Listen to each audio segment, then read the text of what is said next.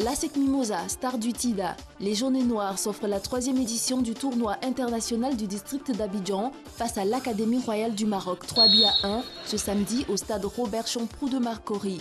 Deuxième trophée pour les poulains de Roger Ouénien après celui de la première édition remportée face à la prestigieuse équipe de Barcelone.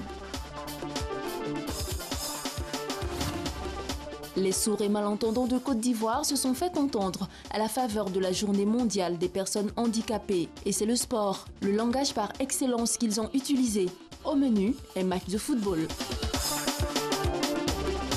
Oui, du football avec bien entendu un arbitrage spécial. Il faut noter que ce sont les mêmes lois de jeu que la FIFA. Mais la seule différence est que l'arbitre qui est au centre et le sifflet et un drapeau.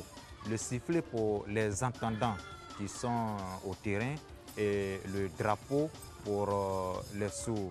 Une fois qu'il y a une faute, un arrêt de jeu, l'arbitre siffle et après avoir sifflé, il agite son drapeau pour interpeller les sourds pour dire qu'il y a une faute. Soit le sourd qui contrôle le ballon a commis une faute ou bien il est victime d'une faute. Notre pays accueillera le premier congrès pour la création de la Confédération africaine des sports de sourds du 16 au 19 décembre 2015. Déjà en novembre dernier, l'équipe ivoirienne a pris part au tournoi ouest-africain au Togo. La Fédération ivoirienne des sports de sourds, c'est un ensemble de 8 clubs à Abidjan et à l'intérieur du pays.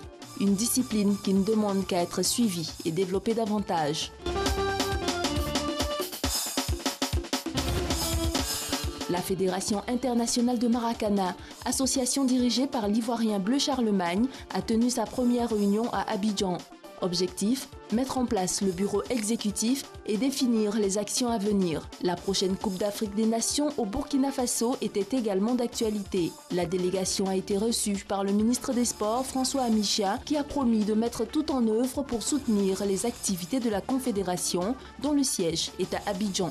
Aujourd'hui, le comité exécutif se réunit à Abidjan. Il était essentiel qu'au nom du gouvernement ivoirien, nous puissions recevoir le président et ses vice-présidents, leur donner la satisfaction du gouvernement ivoirien et souhaiter que très rapidement toutes les dispositions soient prises afin que la Côte d'Ivoire puisse honorer les engagements qu'elle a pris. Nous allons, avec le président Charlemagne et ses vice-présidents, préparer un dossier que nous allons présenter à monsieur le chef du gouvernement et à monsieur le président de la République afin que tout cela tienne dans les délais prévus.